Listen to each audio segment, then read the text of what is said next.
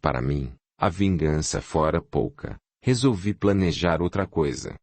Fui para minha casa, tinha de pensar no que ia fazer, não tinha mais tanto dinheiro, não queria ficar sem um lugar para morar, não queria vender a casa. Se ficasse somente com a aposentadoria, passaria por dificuldades, porque gastava muito com remédios.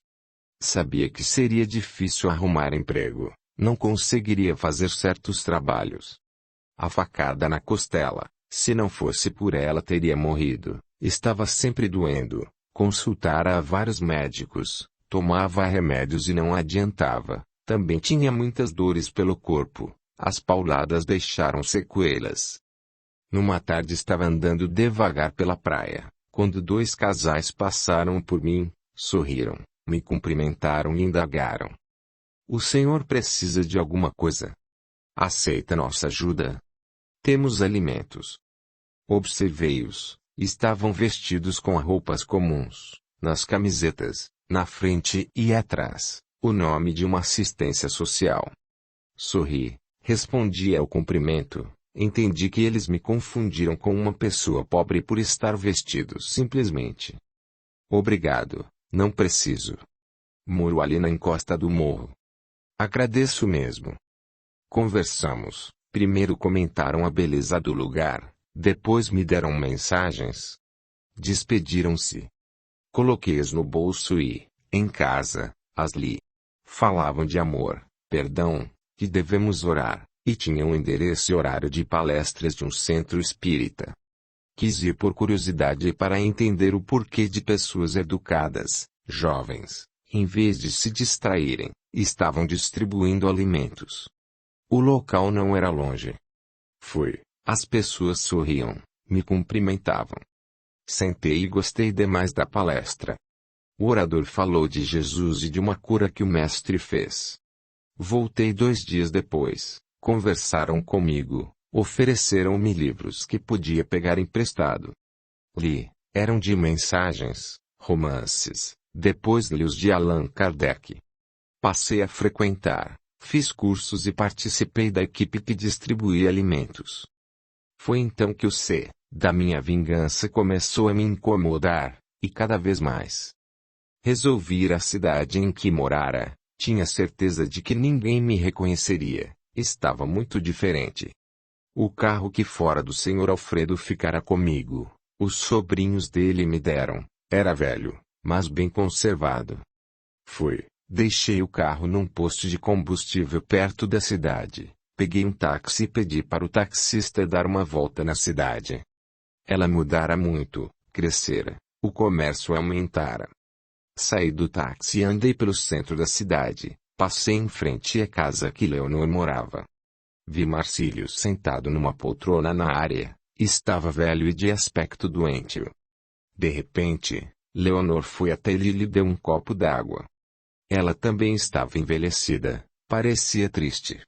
Fui à praça e me sentei num banco onde estava um senhor, não o reconheci. Depois de cumprimentos, comentei. Vi o senhor Marcílio sentado na área da casa dele. Parece muito doente. O homem falou dando sua opinião. Nada tem do antigo prefeito e delegado. Mandou tanto e agora? O casal não é nem sombra do que foi. Venderam recentemente mais uma propriedade. Os filhos dele, os que teve com a primeira esposa, não querem nem vê-lo. O filho dele com a segunda mulher viciou-se nas drogas. Parece agora que está bem. Leonor tem trabalhado, comentam que não tem dinheiro para ter empregado e que diz que gostava mesmo era do primeiro marido. Também, Marcílio a humilhou muito. Resolvi ir embora, peguei outro táxi, voltei ao posto e retornei para casa. A viagem fora de 6 horas, viajei por 12 horas, e daí volta, não parei. Audiolivro realizado pelo canal Surya Chand Audiobook. Aborreci-me. Arrependi-me e, como entendi, ninguém precisa se vingar, existe o retorno de nossos atos. Eu agi errado. Continuei usando os documentos de João Alberto, não tinha outros, para todos, Maximiliano havia falecido. Fiz amizades com o grupo da Casa Espírita e mais com um casal. Pedi para conversar com eles, os dois foram à minha casa. Contei a eles minha vida. Disse que seguir os conselhos do casal que me socorrera para ir embora, mas que agora pensava que talvez eu devesse ter voltado, me separado legalmente de Leonor, ficado com meus bens e refeito minha vida. Poderia ter me arriscado e ser morto, depois, amava muito Leonor e não queria vê-la. Com certeza, foram eles mesmos que prepararam aquela cilada para Leonor ficar viúva e com meus bens. E não teria como acusá-los, não havia provas. Não deveria ter me vingado. Conversamos e concluí que não tinha como reparar minha vingança. Marcílio traiu Leonor porque quis, talvez não fosse a primeira vez. Não devia, de jeito nenhum, pensar em me vingar novamente. Se não podia reparar, devia orar por eles e amá-los. É sofrido concluir que, uma vez feito algo, não temos às vezes como desfazê-lo. Se um dia Leonor e Marcílio se arrependessem, eles não poderiam fazer com que a primeira esposa dele, que foi assassinada, retornasse à vida física e nem eu, que eles pensavam que tinha morrido. E eu não poderia desfazer o ato da traição de Marcílio e de o jovem ter se viciado. É muito triste. Arrepende-se, mas o erro existiu. Passei a orar por eles, tornei-me um espírita estudioso, participei da assistência social. O C, de minha vingança sempre me entristeceu. Depois que fui algumas vezes ao centro espírita, pensei que iriam curar minhas dores físicas. Após meses que frequentava, achei que eles me auxiliariam a me livrar do remorso. Somente depois compreendi que eles me ajudaram a entender a dor e ter um remorso construtivo, que me evitaria errar de novo. Não estava bem de saúde. Coloquei meu dinheiro guardado na conta deste casal, por termos nos tornado amigos. A casa que morava era minha, mas não tinha escritura. Pedi a eles que, quando eu desencanasse, usassem, se ainda tivesse dinheiro, que o doassem para assistência social e alugassem a casa até a prefeitura se apossar dela. Senti-me mal após uma palestra, me levaram para o hospital e desencarnei. Fui socorrido pelos trabalhadores desencanados da Casa Espírita, que, por 8 anos, frequentei, eles me ajudaram com carinho, como eu havia feito no trabalho da assistência social. Levado para um posto de socorro, não tive mais dores e aprendo a ser útil. Encontrei-me com o Sr. Alfredo, foi uma alegria o nosso reencontro, ele está bem, numa colônia com a esposa e o filho. Meu antigo patrão me contou que seu ex-empregado, do qual eu me apossei do nome, o João Alberto, não se suicidara, a carta era somente para contar o que o afligia naquele momento. De fato, ele estava triste. Foi passear de barco para se distrair, sofria de labirintite, ficou tonto, caiu na água e desencanou afogado. Seu corpo ficara no fundo do lago. Disse que lhe reencarnara. Meus pais haviam também reencarnado. Pedi permissão, obtive e fui à cidade em que nasci. Visitei Leonor, Marcílio desencarnara e vagava pela casa. Leonor sofria com a presença dele, por dificuldades financeiras e com os filhos. O mocinho, agora homem, deixara de fato as drogas, mas era vagabundo, casara-se e morava com a mãe. O casal fazia Leonor de empregada. A filha saíra de casa, mas não tinha juízo, era garota de programa e estava sempre dando golpes nas pessoas. Leonor não acreditou na carta que recebera, a que eu escrevi para ela, porque tinha certeza de que eu havia sido assassinado. Porém preocupou-se, alguém devia saber. Ela de fato arrependeu-se, não de ter participado daquela cilada, mas de ter desejado se separar de mim, porque eu a tratava bem. Passado o entusiasmo de Marcílio, ele a traía era rude. Não gostava de lembrar do que fizera, mas lembrava. Erros nos incomodam, principalmente quando estamos tendo dificuldades. Tentei, por 3 vezes, ajudar Marcílio, com companheiros desencanados trabalhadores do centro espírita que frequentei, O levamos para uma orientação nos trabalhos de desobsessão. Ele não quis nossa ajuda, queria continuar na casa, não queria ter desencanado. Fui aconselhado a esperar, ajuda não pode ser oferecida. Soube que ele sedara a primeira esposa e a sufocara com o travesseiro, matou-a, e que também pagara 2 homens, matadores de aluguel, para me matar, e Leonor concordou. Quiseram-nos mortos para ficarem vivos e para ele a receber, ficar com meus bens. Não fui mais vê-los. Sei do perigo que Marcílio está exposto ao vagar, pode ser levada para o umbral, ele fez muitos inimigos, mas não tenho no momento como ajudá-lo. Tentei também alertar Leonor, pedi que orasse, frequentasse uma religião, ela se recusou. O sofrimento cansa, talvez os 2 um dia queiram ajuda e aí, se eu puder, tentarei ajudá-los. Meu ser, é doloroso, é por ter me vingado. Os 2, Leonor e Marcílio, receberiam ou ainda receberão o retorno de suas ações, não precisaria me vingar. Passei anos planejando, vinguei-me, e a vingança não me deu satisfação. Fiquei com o Sr. Alfredo, ele me ajudou, e eu, a ele. Poderia ter refeito a minha vida, casado, tido filhos, mas não o fiz. Uma coisa boa que me aconteceu foi ter me tornado espírita, ter tido uma religião. Que bom foi quando aqueles 2 casais perguntaram se precisava de ajuda.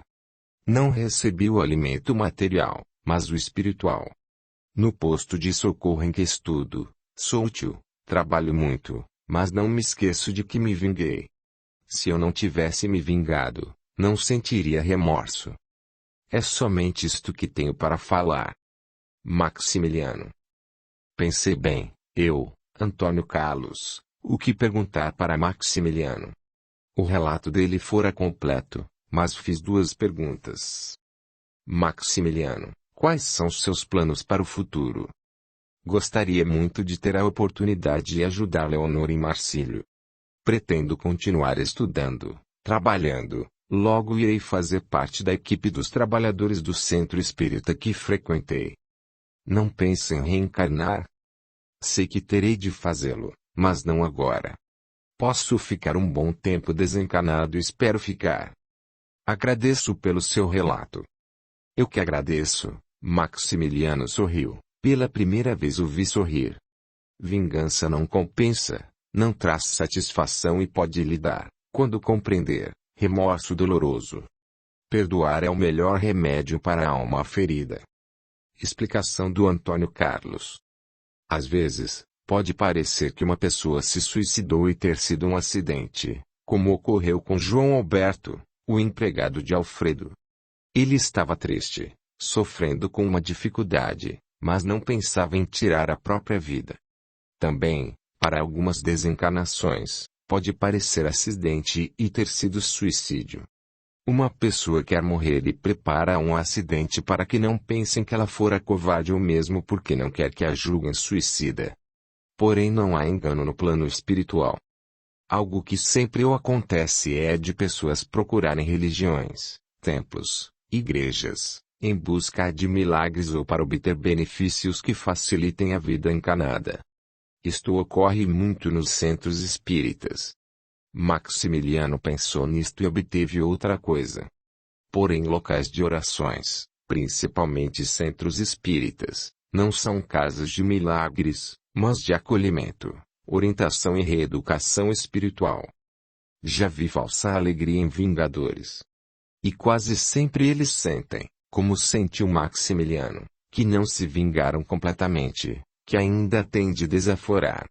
Leonor e Marcílio agiram errado, tornaram-se assassinos. Quem manda, paga para outro matar, é também assassino e, para este ato cruel, a reação normalmente é de dor. Se uma pessoa age como esses 2 receberá reação, se não for nesta encarnação, será em outra. Nada, nenhum ato fica sem a reação. Pode-se repará-la, anulá-la com trabalho no bem, mas não é com pouca coisa, é com muita. Maximiliano deixou de viver para esperar pela vingança. Ainda bem que, ao fazer isto, esperar, não agiu errado. Foi uma graça o encontro que ele teve com o pessoal espírita. Como isto dá certo? Alimentam o físico e, normalmente, o mais importante, o espírito. Maximiliano fez amizades, fez-se merecedor de tê-las e de ser socorrido quando desencarnou. Na oração do Pai Nosso, Jesus nos presenteou com este precioso ensinamento: perdoe para ser perdoado. Felizes os que o fazem. Em O Evangelho segundo o Espiritismo, de Allan Kardec, capítulo 28, item 5, perdoa as nossas ofensas como perdoamos os ofensores, é uma leitura que nos faz meditar muito. Também no capítulo 12, amai os vossos inimigos, encontramos preciosos ensinamentos sobre este assunto. Amar o inimigo, algo muito comentado e pouco posto em prática. É o que Maximiliano está tentando fazer, demonstrou isto quando quis ajudá-los. Compreendeu que eles erraram e que ele também e que todos têm suas histórias e tentam se justificar. Entendeu que, para acabar com este sentimento ruim, que é o do ódio, tem de amar. Ele perdoou-os sem que os dois pedissem perdão. O amor anula o negativo do erro, é o amor-luz que brilha nas trevas. Somente ajudo mesmo quem está no erro quando amo. Não importa, não deveria Maximiliano ter se importado se Leonor e Marcílio mereciam seu rancor, sua vingança, sua mágoa, porque eles terão o retorno de seus atos. Ao não perdoar, ao sentir rancor, ódio, a energia fica às vezes pior em si mesmo do que naquele que faz a ação maldosa. Pensamentos de mágoa, ódio, de querer a desforra produzem uma carga de energia nociva que prejudica primeiro quem a cria. Ao contrário, se perdoar e amar, gera-se uma energia que beneficia quem assim age. Alerto que quem quer se vingar se iguala a quem fez a má ação. Ninguém consegue se vingar de outros sem fazer um grande mal a si mesmo. Torna o mundo melhor quando nós anulamos o ódio com a força e luz do amor. Um dos envolvidos numa desavença, amando, irradia luz que pode iluminar o outro. Ame e deixe este sentimento inundar você. Capítulo 11. O C, de Eliette. Tive um irmão e 3 irmãs. Era a 4ª filha de um casal que julgava ser simples. Meus pais combinavam muito, e eu implicava com eles. Ora achava papai mandão, ora mamãe que era chata. Lembrando agora, tentava fazê-los brigar e por vezes eles acabavam discutindo. Aí eu ficava bravo e reclamava que ali minha vida era um inferno. Pelo que me lembro, desde pequena, era intolerante, tinha meu conceito do que eu julgava ser certo e não aceitava argumentos. Todos tinham de agir como eu, no meu conceito certo, correto, uma pessoa de bem. Havia brigas em casa, e eu estava sempre nelas ou, como meus irmãos diziam, era eu quem as provocava. Assim foi com amigos e colegas de escola, sofria por ser deixada de lado, ou seja, não me queriam como amiga. Não era convidada para festas de aniversários, para passear, e meus irmãos eram, os amigos deles iam em casa e eu os maltratava. Meus pais tentaram me educar, mamãe dizia muito para mim. Eliette, tolere para ser tolerada. Argumentava irada. Eles agem errado, isso não se faz, é feio etc. Não tinha namorado na adolescência porque não via qualidades nos meus pretendentes. Concluiu que chamavam de 3º ano do 2º grau e tinha apenas conhecidos, não amigos. Criticava-os muito, e as pessoas se afastavam de mim. Arrumei um namorado, ele estudava, e estava na universidade de Direito. Parecia tudo certo, até melhorei meu humor. Porém queria que ele tivesse meus conceitos. Muitas vezes discutimos sobre assuntos que não tinham nada a ver conosco ou com pessoas próximas. Indignada, criticava o trânsito, o desrespeito das pessoas, o pouco caso de quem não economizava água se esta estava faltando etc. Falava muito sobre o mesmo assunto e até me revoltava. Cansava quem me escutava. Em casa, meus irmãos pediam para eu parar de falar sobre o mesmo assunto e aí me revoltava com eles. Meu irmão se casou, Teve um filho e eu comecei a implicar com o meu sobrinho. Meu irmão e cunhada passaram a me evitar. Gostava do meu namorado, nem percebi que ele ficara indiferente. Um dia ele terminou comigo, disse que não se adaptava ao meu modo de ser. Tentei me defender, dizendo que eu agia certo. Ele, educado, afirmou que não dava certo e disse estar interessado em outra pessoa. Aí eu o ofendi, xinguei, falei os defeitos que julgava que ele tinha. Ele escutou calado. Quando parei, ele disse: Eliette, é por isso que não a tolero mais. É muito intransigente. Tchau. Saiu de perto de mim. Estávamos numa pracinha perto de minha casa. Fiquei furiosa. Sofri, porque gostava dele. Soube, dias depois, que ele estava com a nova namorada. Meu irmão comentou: Eliette, aprenda a tratar as pessoas melhor. Seu namorado não aguentou porque é difícil de conviver. Gritei com ele, o ofendi, ele revidou e foi embora. Depois que terminei os estudos, arrumei um emprego. Fui trabalhar no escritório de um supermercado, fazia somente um trabalho com notas fiscais. Não conversava com os colegas, minha mesa de trabalho era mais afastada. Tinha que prestar muita atenção para não errar e justifiquei que ficava mais separada para melhor me concentrar. Cumprimentava os colegas ao chegar e ao sair, evitava conversar, porque, para mim, as conversas deles eram fúteis e sem conteúdo. Como conversava pouco, tentava ser educada, e a convivência era razoável. Tomava café quando via que não tinha ninguém na cozinha. Depois que terminei o namoro, fiz um propósito de não namorar mais. Não dei atenção a mais ninguém e, de forma grosseira, afastava-me se alguém se aproximasse de mim com interesse. Minhas irmãs se casaram, os sobrinhos vieram e comecei a implicar com eles, proibi que entrassem no meu quarto, chamava a atenção deles por tirar objetos do lugar. Meus pais se chateavam e me diziam que a casa era deles e que eu não podia fazer isso.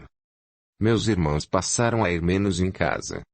Meus pais resolveram fazer doações de alguns bens para os filhos. Deram uma casa para cada um. Eu reclamei da minha, porém recebi a melhor. Penso que meus pais fizeram isso para que não reclamasse. Então, os dois, papai e mamãe, me chamaram para uma conversa e me pediram para eu me mudar, que fosse para a casa que agora era minha. Eliette, mamãe estava triste. Desde pequena você escuta de mim. Tolere para ser tolerada. Penso que é melhor você morar sozinha. Gostamos dos netos, quero-os por perto e que você faça o que quiser na sua casa. Meus filhos e os netos têm vindo pouco aqui, é por sua causa. Queremos que você se mude para sua casa. Fiquei brava, xinguei, falei o que pensava deles. Meu pai me deu um tapa no rosto. Chega, filha. Pare. Penso que será a vida quem a ensinará. Tentamos de tudo. Mude-se para sua casa. Mas saiba que continua nossa filha. Venha aqui quando quiser, mas lembre-se. Aqui é nossa casa e você não tem que dar palpite. Mudei-me rápido, pedi 10 dias de férias, peguei todo o meu dinheiro guardado, meus pais me ajudaram, e me mudei. Depois, fui aos poucos comprando móveis e objetos. Senti a mudança, tinha de limpar a casa, fazer minha comida, e passei a ir muito a restaurantes, minhas despesas aumentaram. Se quisesse roupas limpas, tinha de lavá-las. De fato, senti a falta destes mimos que tinha na casa de meus pais, agora tinha eu mesma de fazer. Estraguei ao lavar uma saia, queimei com ferro uma blusa.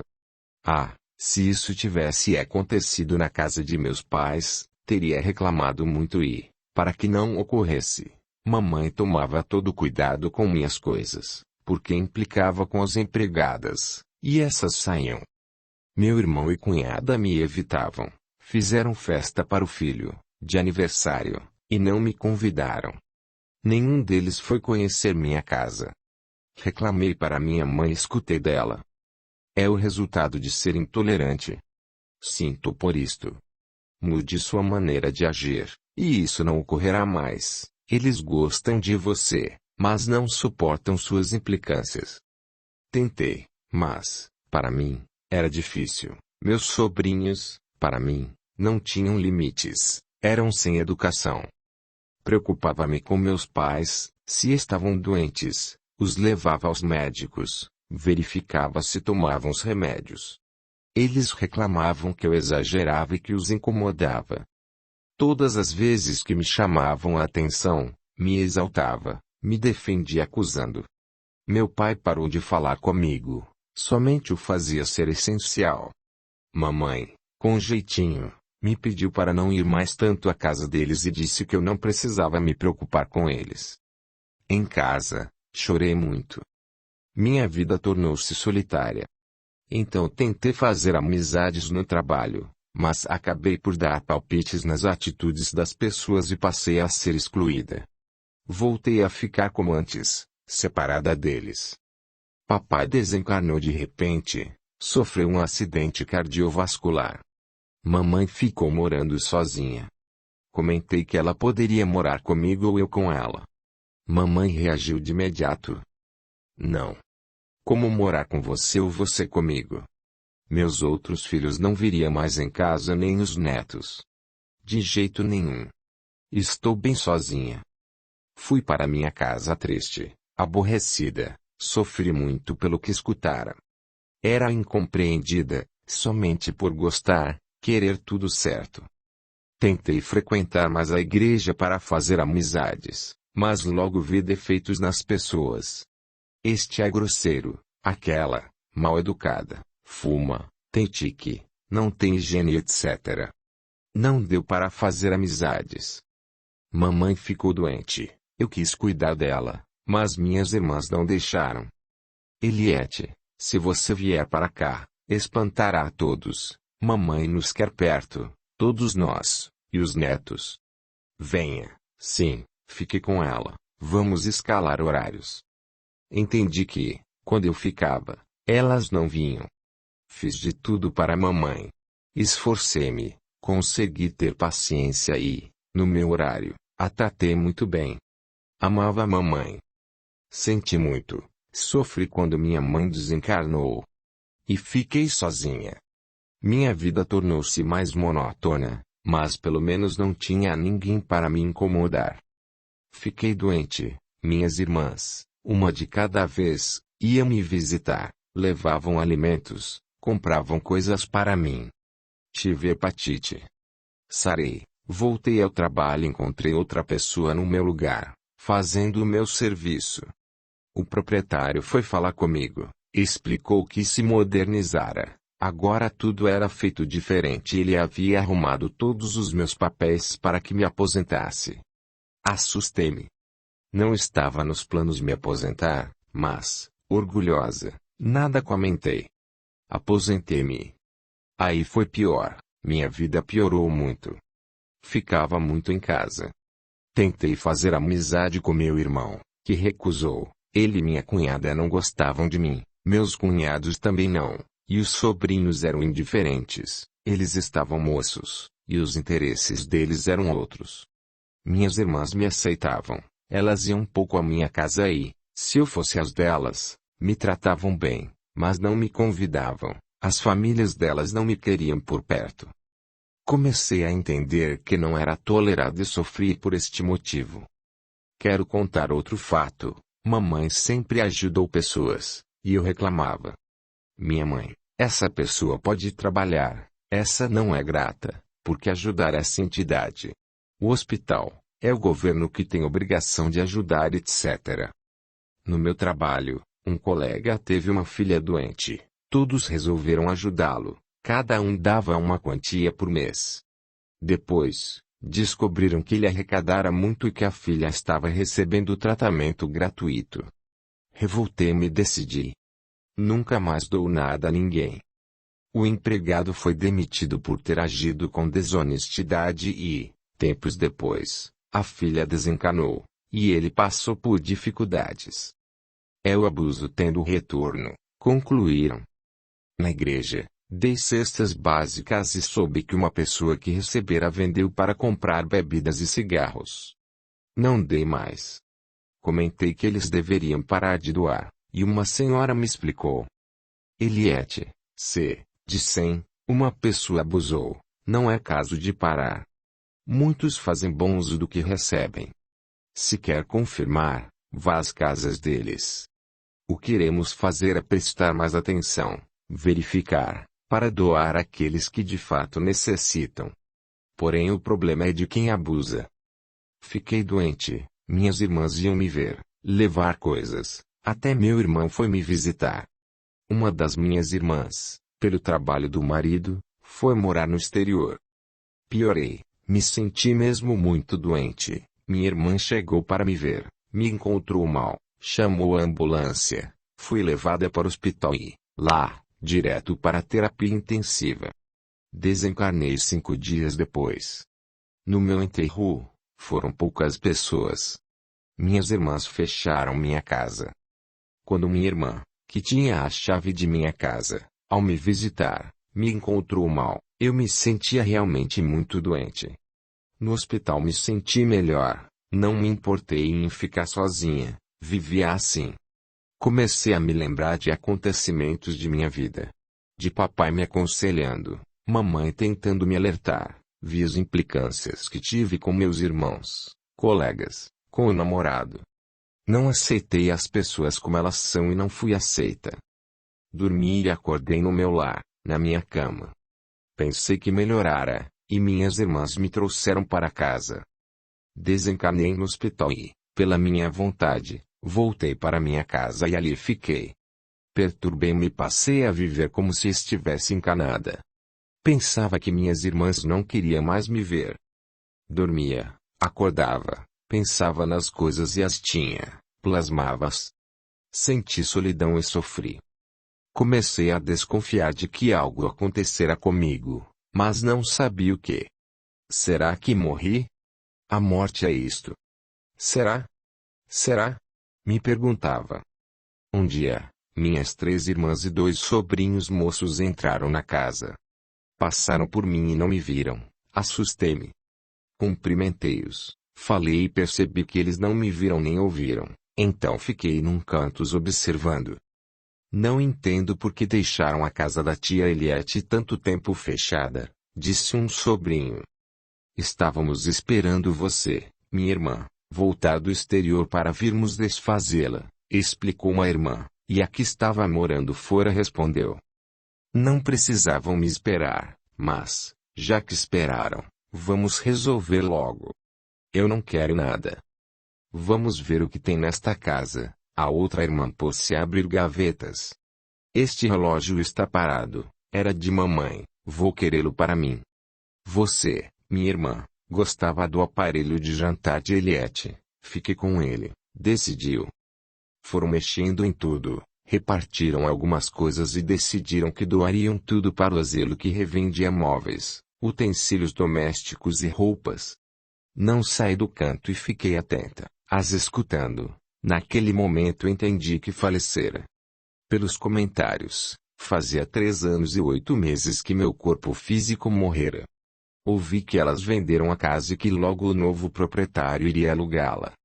Sentei no chão e chorei, roguei perdão, ajuda e aí vi meus pais, que me abraçaram e consolaram. Eles me levaram para um posto de socorro, entendi que desencarnara e tentei ser útil ao lugar que me abrigara. Porém logo comecei a dar palpites, a implicar. O orientador me chamou para conversar, ele me disse que não mudamos com a morte do corpo físico, o fazemos quando queremos, que não podia ali fazer o que sempre fizera. Mostrou-me vídeos de como era viver vagando, no umbral, e me aconselhou a não criticar mais. Fui transferida para uma colônia para estudar e frequentar um curso que me ajudaria a entender minhas tendências ruins e modificá-las. Tenho me esforçado para me modificar, isso deveria ter sido feito quando encarnada. Se tivesse pelo menos tentado, teria sido uma filha melhor e não teria dado tantas preocupações para meus pais, principalmente para mamãe. Teria talvez dado certo com o namorado ou arrumado outro. Teria sido amada como cunhada, irmã e tia. Queria que todos agissem certo e fui eu a agir errado. Mas, se não tivesse sido assim, como seria? Eliette. Eliette, você poderia nos contar mais de seu sofrimento? Pedi. Sofri muito. Todas as vezes que me senti discriminada sofria, chorava, porém julgava estar certa. Por algumas vezes pensei que deveria mudar de atitude, até tentava, mas não mudei. Senti solidão, o afastamento da família e agora entendo que, para eles, era difícil conviver comigo. Sofri também no período que fiquei desencanada na minha casa, fechada, sem entender o que acontecia. Porém, nesse tempo, se orei, não foi de modo sincero e achava injusto o meu sofrimento. O que quer mudar em você, nas suas atitudes? Quis saber. Não quero ser mais assim, me julgar sempre com razão e certa. Quero ter compaixão com os erros alheios. Porque era eu quem mais errava quando era intolerante. Penso que, não aceitando o outro como ele é, não somos aceitos. O que penso em fazer?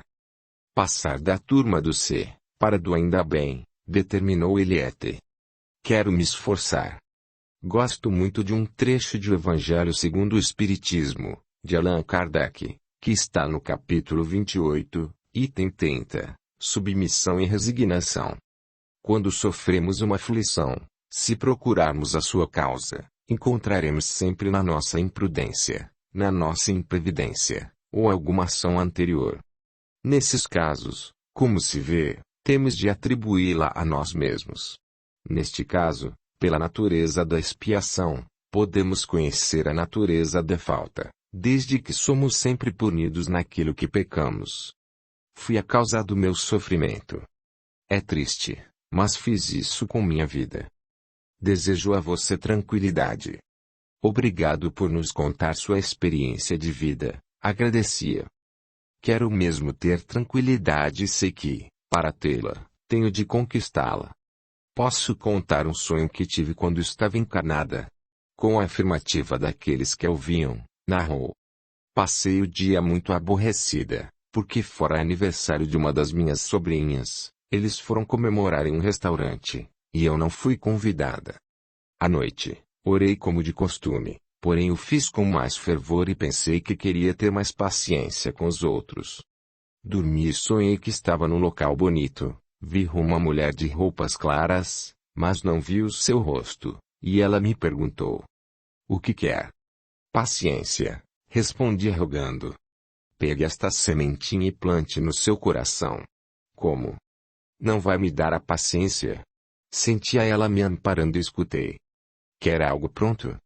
Como se a paciência fosse algo material. Um saco de paciência? Ninguém recebe virtudes assim. Estas, temos de conquistar. Estou lhe dando a semente da paciência, você precisa plantá-la, cuidar dela com carinho, esperar brotar, não matá-la com fluidos da ira, protegê-la do nervosismo. Aí terá paciência como uma bela planta que lhe dará sombra e frutos. Mas assim é difícil, reclamei. Cite uma razão para você ter esse privilégio e já receber a planta crescida e florida. Não tive como responder e acordei. Devia, quando encarnada, ter prestado mais atenção neste sonho. Pena que não o fiz. Obrigada a todos. Explicação do Antônio Carlos. Pena que Eliette não prestou atenção no seu sonho. Tenho escutado pessoas dizerem que queriam ser mais tranquilas, não se irritar, ser tolerantes, caridosas e aí citam as virtudes, querem receber sem esforço, como uma graça, e de graça. Porém virtudes não são doadas, são conquistadas com trabalho, com perseverança, tratadas com carinho como uma sementinha que tem de ser cultivada, cuidada, para brotar dentro de nós. É um treino diário, um pouquinho de cada vez. Quis contar a história de vida de Eliette, embora ela tenha sido exagerada, para nos alertar que vícios nos fazem sofrer. Eliette foi demais intolerante. A maioria de nós não é tanto assim. Uns são um pouco impacientes, outros, um pouco coléricos, e assim vai. O fato é que devemos reconhecer nossas deficiências e nos esforçar para não ser mais viciosos e adquirir o oposto, virtudes. Mas sem nos esquecer de que quem faz essa troca somos nós. Todos nós temos o livre-arbítrio e fazemos de nossa vida o que queremos. Escolhas erradas, as reações com certeza não serão agradáveis. Outras pessoas lamentaram profundamente de terem se encolerizado e feito algo de que muitos se arrependem. Quantas pessoas que, intolerantes, fizeram inimizades e se arrependeram. É como o trecho de O Evangelho segundo o Espiritismo que Eliette citou, muitas reações de dificuldade, até de sofrimento, são provocadas pelos nossos atos impensados. Infelizmente, algumas pessoas sabem o que lhes pode acontecer se continuarem com suas atitudes equivocadas, mas não param. Exemplo. Um fumante sabe que pode ter um câncer e, se ficar doente, não terá sido por causas anteriores, de outras vidas, será por esta mesma, foi porque fumou. E assim é com tóxico, bebida e pelas outras atitudes imprudentes.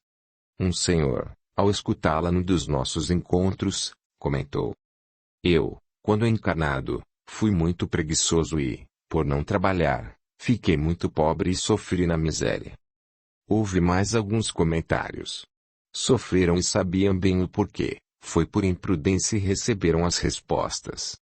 O melhor é reconhecer nossas deficiências e fazer um propósito de nos melhorar, tornarmos-nos pessoas melhores e lembrar sempre: ajude-se que o céu ajudará. Haja com as pessoas como gostaria que elas agissem com você. O sonho de Eliette certamente foi com um espírito bondoso, que, pelas suas orações, foi tentar orientá-la. Orações sinceras não ficam sem respostas. Às vezes não é a resposta a que queríamos, mas com certeza é a que precisamos. Você que agora lê, quero que saiba que lhe tenho muita estima. Se eu pudesse, daria a você um saquinho de sementes de paciência, tolerância, amizade, amor, todas as virtudes. Mas, se não posso dar, você pode adquirir. Para isto, rogue e receberá as sementes, porém cabe a você cultivá-las. Que Deus nos ajude a ser pessoas melhores. Capítulo 12. O C, de Charles. Nasci, cresci e sempre morei numa cidade pequena cercada de montanhas, lugar onde fazia muito frio. Fui uma pessoa bonita, desde menino chamava a atenção pelo meu porte elegante, cabelos castanho avermelhados, olhos verdes, meus traços se harmonizavam. Tornei-me adolescente e depois um homem bonito. Para mim tudo estava bem. Menino, participava das brincadeiras com meus amigos, depois, jovem, de festas e bailes. Meu pai era dono de um comércio onde se vendia de tudo, principalmente materiais agrícolas. Tinha um irmão e uma irmã que eram mais velhos que eu. Minha irmã era feia e, para mim, era chata, mas convivíamos bem. Estava com 11 anos quando parei de estudar e fui trabalhar com meu pai. Meu irmão tinha planos de ir embora dali, ir para uma cidade grande, quando sua namorada ficou grávida e ele se casou. O comércio de papai nos sustentava, mas ficou difícil sustentar duas famílias. Eu gostava da cidade, mas tinha de resolver minha vida, não conseguiria me sustentar com o comércio de meu pai. Naquele lugar havia um fazendeiro importante, o homem mais rico, não somente da nossa cidade, mas da região. Ele e a família eram pessoas discretas, moravam perto da cidade, onde se iniciava a sua fazenda, numa mansão de muitos cômodos, que poucas pessoas da cidade conheciam por dentro. Este senhor tinha muitos empregados, e estes moravam na cidade ou na fazenda, mas longe da sede. Também tinha empregados domésticos que moravam na casa. Eram estes que comentavam como era a mansão. Este fazendeiro teve 3 filhos, 2 homens e uma mulher. Comentavam que o filho mais velho sofria de uma doença mental e não saía de casa ou o fazia raramente, não ia à cidade. Gertrudes era a filha do meio, e o caçula, um rapaz esperto, trabalhador e interessado na fazenda. Com 17 anos, este moço sofreu um acidente. Dirigia um trator que virou, incendiou-se e ele desencarnou. O casal sofreu muito. Estava acostumado com olhares das moças, porém sabia que ali não se podia agir levianamente. Os namoros tinham de ser sérios. Se namorava, tinha de casar. Tinha cuidado, não queria casar e ainda não havia me interessado por nenhuma moça. Charles, alertou minha irmã, Gertrudes tem olhado muito para você. Não havia notado, mas, no encontro seguinte, a vi na igreja, percebi que me olhava. Gertrudes era 3 anos mais velha do que eu. Reunimos-nos em casa e escutei conselhos. Você deve prestar atenção em Gertrudes, pediu meu irmão, ela é a única herdeira do homem mais rico da região. Um irmão dela morreu, e o outro é doente. Se ela quiser você, não precisará ir embora daqui nem se preocupar com o futuro. Minha mãe pensou mais em mim. Filho, ter dinheiro é bom, mas não é tudo. Gertrudes não é bonita. Será feliz com ela. Audiolivro realizado pelo canal Surya Chand Audiobook. Meu pai também opinou. Charles, nosso comércio não sustenta 3 famílias. Se você não gostou até agora de nenhuma moça da região, pode gostar dela. Porém, será que o pai de Gertrudes a deixará se casar com você? Minha irmã foi a que mais me incentivou. Charles, será fácil conquistar Gertrudes. Você é bonito, educado, boa pessoa e de família honrada. Não tem dinheiro, porém penso que, se Gertrudes quiser você, o pai dela não irá se opor. Afinal, penso que ele quer casá-la para ter netos, senão a família dele acaba. Invista nela. Pensei bem e resolvi tentar. Correspondi aos seus olhares e, no baile seguinte, atirei para dançar e ficamos juntos o baile todo. Não senti nada por ela. Mas Gertrudes resolveu me namorar. O pai dela foi à nossa casa conversar com meus pais e comigo. Deixou claro que eu não era o marido que idealizara para a filha, mas me aceitava. Começamos a namorar. Cidade pequena, houve muitos falatórios. Como se fosse algo que tinha de acontecer, ficamos noivos e nos casamos numa grande festa. Fui morar na mansão. De fato, a casa era grande, fora reservado para nós, Gertrudes e eu, um aposento enorme, muito bem mobiliado, afastado dos quartos de seu pai e do seu irmão. Já tinha visto Luigi, o irmão dela, ele não foi ao nosso casamento, o conheci mesmo quando fui morar na mansão. Meu sogro concordou com nosso casamento, mas o fez de um modo que eu fiquei como um figurante, foi assim que me senti, não tinha direito a nada. Recebia um ordenado por mês, nada seria meu se Gertrudes desencarnasse. Não se comentou o que aconteceria se me separasse. Ali casais não costumavam se separar. Vou contar como foi minha vida na mansão. Gertrudes pacientemente me ensinou a me comportar, não que eu não soubesse, mas me ensinou a ter fineza, como ela dizia, a usar talheres, a beber e até como me comportar com visitas. Nos preparativos para o casamento, ficou claro que minha família não podia me visitar. Éramos nós, Gertrudes e eu sozinho, a visitá-los. Justificaram que Luigi não gostava de visitas. Era interessado e passei a sair pela fazenda com meu sogro e aprendi rápido como administrá-la. 2 anos depois, tornei-me um ajudante perfeito. Meu sogro me aceitou como genro porque Gertrudes insistiu e também porque não queria que a filha se casasse com alguém de outra cidade e fosse embora. Com o tempo, além de me aceitar, gostou de mim. Dava muito do meu ordenado para meus pais, depois passei a dar mais coisas. Minha irmã casou-se com um viúvo, eu sempre a ajudei. Dediquei-me ao trabalho. Meu sogro era um patrão humano e gostei da atitude dele e do meu trabalho na fazenda. Preferia a casa dos meus pais que a mansão.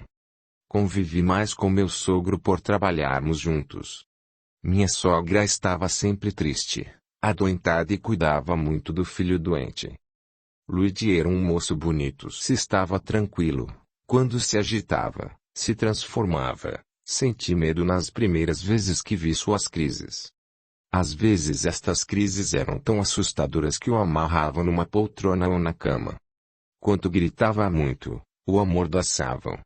Sem as crises, ele se sentava à mesa para as refeições, quase não falava, ficava muito de cabeça baixa, alimentava-se pouco. Se nos sentávamos na sala, ele ficava calado, parecia alheio a todos e a tudo. Logo que me casei, acordei uma noite com os gritos dele. Assustei-me e me levantei. Gertrudes me acalmou. Charles, mamãe irá acudi-lo, ela sabe como fazê-lo. Não se preocupe, logo ele se acalma. Eram muitas as noites que ele gritava.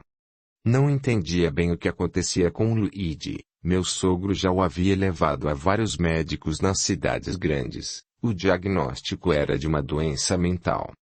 No tempo que convivi com Luigi, trocamos poucas palavras e me acostumei com seus gritos. Meu convívio com Gertrudes até hoje não sei defini-lo.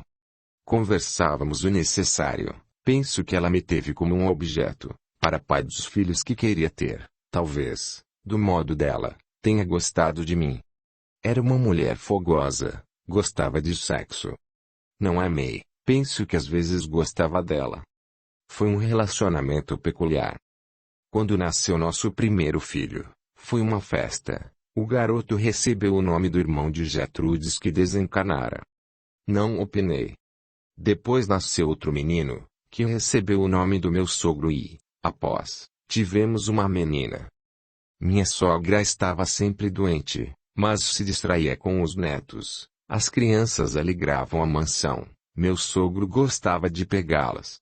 Surgiu um problema que nos deixou atentos. Luigi começou a falar em matar crianças. Isto nos preocupou e elas passaram a ser vigiadas e Luigi também. Uma tarde, aproximei-me de Luigi, perguntei a ele se gostava de crianças e me arrepiei quando escutei.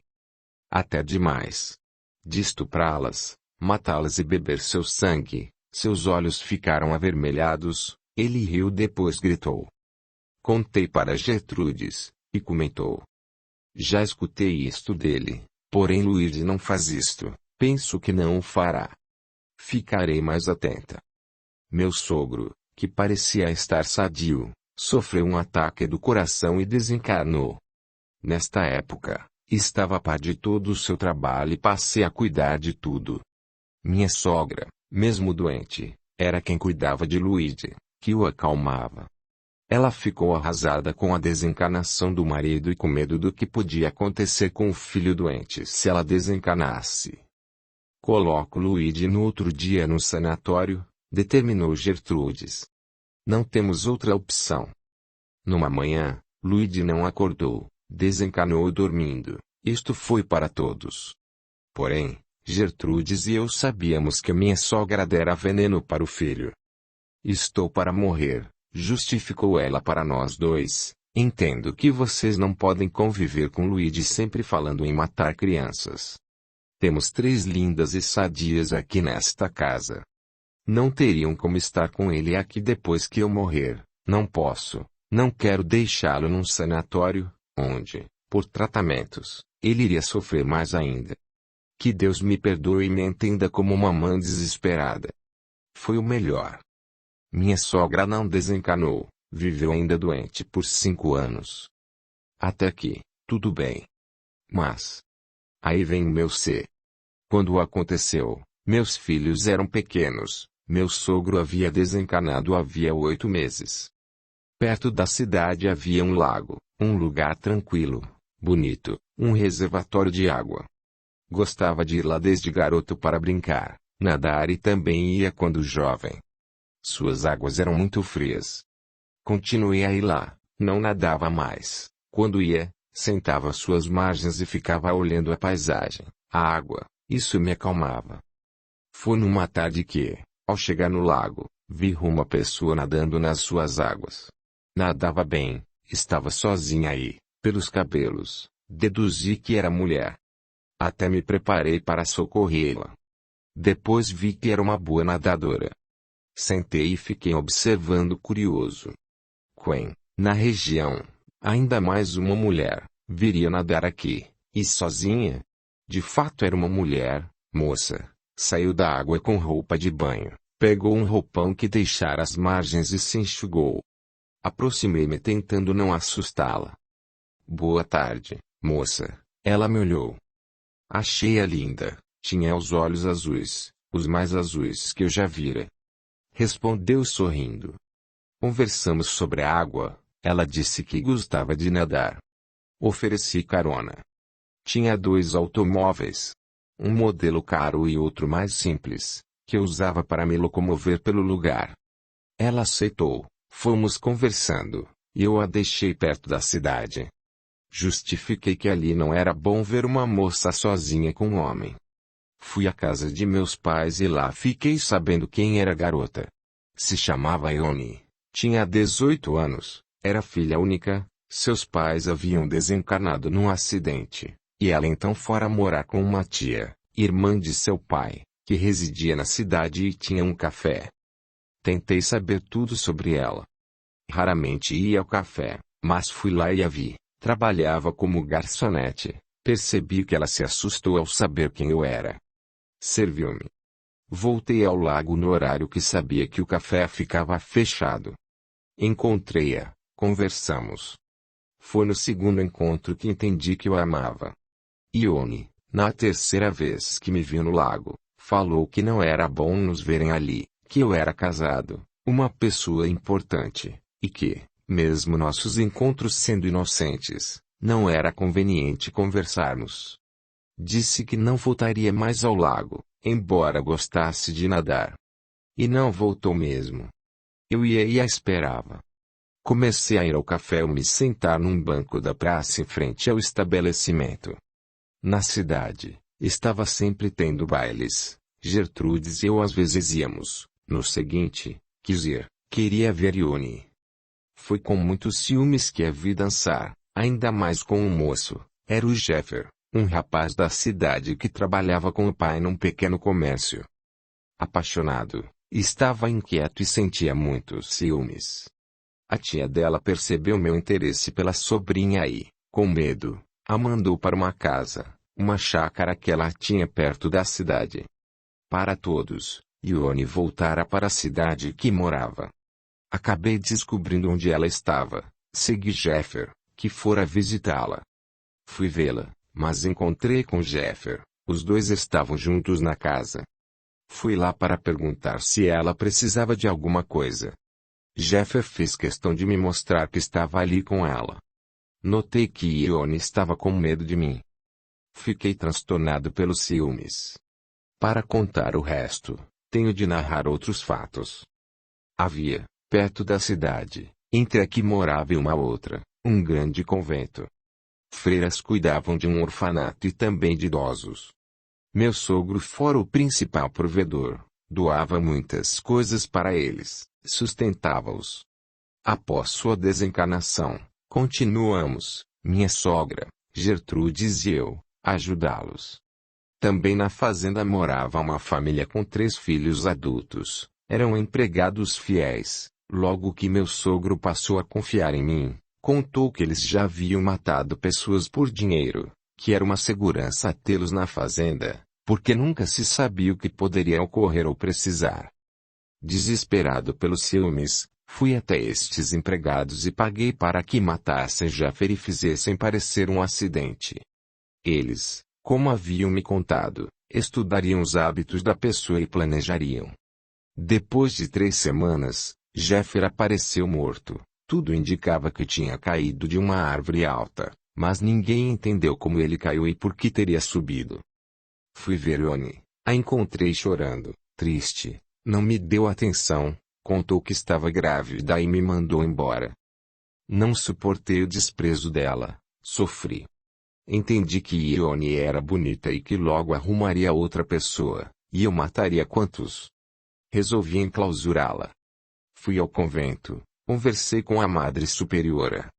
Exigi que ela recebesse Ione no convento para ela ter uma gravidez com cuidados. A madre foi até ela, a convidou para que ficasse no convento abrigada para ter o filho. Ione aceitou e ficou no convento. Ali, naquela época, mulheres solteiras normalmente doavam seus filhos. Era muito difícil ser mãe sem ser casada. A tia de Ione não quis recebê-la mais.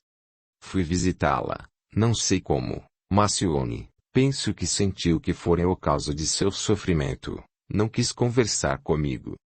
Ordenei à Madre Superiora que ela doasse a criança de Ione e dissesse a ela que o filho nascera morto.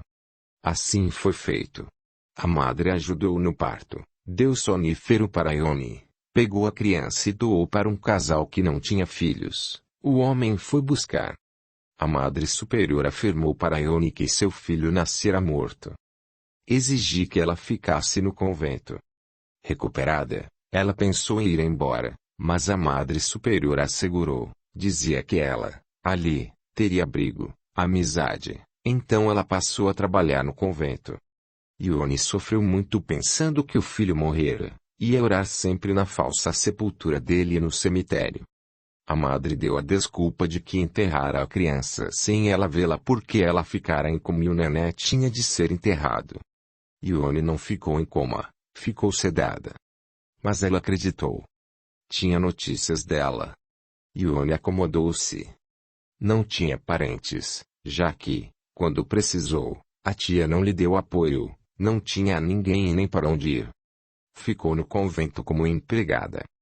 Com isto tudo acontecendo, Gertrudes não percebeu, e estava com problemas com a mãe doente, com o irmão e os filhos pequenos. Demorei para visitar Ione. Eu o fiz por 2 vezes. Ela se esforçou para ser educada, mas demonstrou não gostar de mim. Falou o porquê. Se o senhor não tivesse se interessado por mim, minha tia não teria me levado para casa na chácara e não teria ficado sozinha. Na cidade, teria namorado Jeffer e me casado. Encontramo-nos na chácara, nos amamos e fiquei grávida, íamos nos casar. Não quero mais vê-lo. Não sei o porquê, mas sinto que não devo gostar do senhor. Fui embora triste. Continuei amando-a, e muito, mas sosseguei, ela, no convento, estaria sozinha. Meus filhos cresceram, estudaram, casaram e me sentia muito sozinho, então comecei a me arrepender. Ione, a não ser no primeiro encontro, quando não sabia quem eu era, foi gentil, depois não, demonstrou não querer nada comigo. Também não tive coragem de largar tudo, porque, se me separasse de Gertrudes, não teria nada. Ione não demonstrou interesse por mim, ela não teve culpa de nada. Sabia do filho dela, ele estava bem, fora filho único do casal que o adotara, e seus pais morreram. Morava em outra cidade. Escrevi uma carta anônima para ele contando que fora adotado, que ele nascera no convento. Escrevi de hora e quem era sua mãe, disse que ela estava viva no convento. Ele com certeza pensou muito, resolveu investigar. Fiquei sabendo que ele foi ao convento e que, após, levou Ione para morar com ele. Este moço era parecidíssimo com Jeffer. A Madre Superiora que me ajudara a fazer isto havia desencanado. Estava velho, aborrecido com minha vida. Gertrudes e eu continuávamos, como sempre, juntos e separados. Para ela sempre tudo estava bem, amava os filhos, os netos, orgulhava-se de sua família. Eu sentia que trabalhara para ela, para os filhos, depois para os netos. Ainda amava Ione, sempre amei. Fui várias vezes à cidade que ela morava com o filho. Por 2 vezes a vi de longe, e estava alegre, sorrindo com o filho. Fiquei doente, acamado por dias, e Gertrudes cuidou de mim, entendi que, do modo dela, me queria bem. Melhorei, mas, meses depois, adoeci novamente, fiquei muito doente por meses e desencarnei. Fui socorrido por uma bondosa freira que, carinhosamente, pegou na minha mão e disse: "Venha, Sr. Charles. Não pode ficar assim, venha comigo, Fui socorrido, achei merecido, mas fiquei abrigado e agradecido. Fiz estes atos errados, porém fui bom filho, ajudei muito minha família, fui bom patrão, sempre ajudei o convento, supri o orfanato e o asilo. Fiz muitas caridades, emprestei dinheiro sem juros para vizinhos, pessoas na cidade. Era querido e recebi muitas orações quando desencarnei. Por que fiz estas maldades? Por quê? Como me indaguei e sofri. Poderia ter amado Ione, mas não interferido na vida dela como fiz. Porque mandei assassinar Jeffer. Os erros me incomodam. No plano espiritual, soube da reencarnação e que Luí de fora, em 2 encarnações passadas dele, um estuprador e que matara 12 crianças e sugava o sangue delas. Nesta fora obsediado, perseguido por espíritos que não o perdoaram, por pais que queriam se vingar. A mãe o matou. Nesta encarnação ele não cometeu erros, foi perseguido e sofreu, pôde ser socorrido quando desencarnou e foi orientado. Não entendi minha paixão obsessiva por Ione. Se amava, não era para querer bem a ela? Eu a fiz infeliz. Tentei ficar bem no local onde estou abrigado. Quando Ione desencarnou, ao saber que ela estava bem, fui visitá-la. Contei a ela o que fizera. Ione chorou. Ela pensava que fora somente a Madre Superiora que tivera a ideia de doar seu filho pensando que era para o bem de ambos. Roguei perdão, ela me respondeu. Se tivesse feito alguma coisa para ter despertado este amor doentio em você, poderia dizer que fui leviana. Mas não fiz isto. Mandou matar Jeffer, que sofreu por ter desencarnado jovem e ter me deixado grávida. Ele está reencarnado e bem. Gostávamos um do outro, gostei de Jeffer, mas amei mesmo foi meu filho, e você me fez acreditar que ele morrera. Vivemos somente por 5 anos juntos. Ainda bem que ele teve ótimos pais adotivos. Pede perdão como se não tivesse feito nada. Pois fez, e muito. Sofri demais. Posso perdoar, porque, se não o fizer, não seria cristão, e eu sou cristã. Com certeza eu tinha de passar por tudo isto. Alegro-me porque, mesmo sofrendo, fiz coisas boas, fui caridosa. Perdoo, mas não quero vê-lo nunca mais. Até para reencarnar, quero fazê-lo de tal forma que será impossível me encontrar com você. Agora saia, por favor, sua presença me faz mal. Saí arrasado, penso que não poderia ser diferente. Eu mesmo não entendi o que fiz. Não nos vimos mais porque Ione não quer me ver e agora não tenho nem como saber dela. Sei que devo deixá-la. Aí, meu Deus! Se não tivesse feito estes atos errados, não teria essa dor que está sempre presente em mim. Meu ser, é de dor. Charles. Charles, você ainda ama Ione? Quis saber. Sim, eu a amo. Tenho participado de um estudo para aprender a amar. 2 vezes por semana nos reunimos, isto tem me feito bem. Quero amar de tal forma que, esteja perto ou longe, deseje que o outro seja feliz. Meu amor por Ione foi doentio. Você vai respeitar o desejo dela de não estar perto? Sim, irei, determinou Charles. Sei agora que existe reencarnação. Penso que é melhor não estar perto dela. Será que, esquecendo, reencarnado, se encontrá-la, irei sentir novamente este amor que tanto me fez sofrer pelo remorso? Não quero arriscar. Depois, tenho a marca de que fui homicida. Como será minha reencarnação? Desejo muito pagar pelo que fiz e ficar livre do remorso. Você tem planos para o futuro? Perguntei. Não fiz planos. No momento, quero continuar aprendendo, trabalhando, como tratamento para amar de modo certo. Tenho lido e meditado muito sobre um trecho de O Evangelho segundo o Espiritismo, capítulo 17, Sede Perfeitos, Instrução dos Espíritos. O dever, de Lázaro. O dever é a obrigação moral, primeiro para consigo mesmo, e depois para com os outros. Na ordem dos sentimentos, O dever é muito difícil de ser cumprido, porque se encontra em antagonismo com as seduções do interesse e do coração. Suas vitórias não têm testemunhas, e suas derrotas não sofrem repressão. O dever íntimo do homem está entregue ao seu livre-arbítrio. O aguilhão da consciência, esse guardião da probidade interior, o adverte e sustenta, mas ele se mostra frequentemente impotente diante dos sofismas da paixão. O dever do coração, fielmente observado, eleva o homem. Mas como precisar esse dever? Onde ele começa? Onde acaba? O dever começa precisamente no ponto em que ameaçais a felicidade ou a tranquilidade do nosso próximo, e termina no limite que não desejaríeis ser transposto em relação a vós mesmos.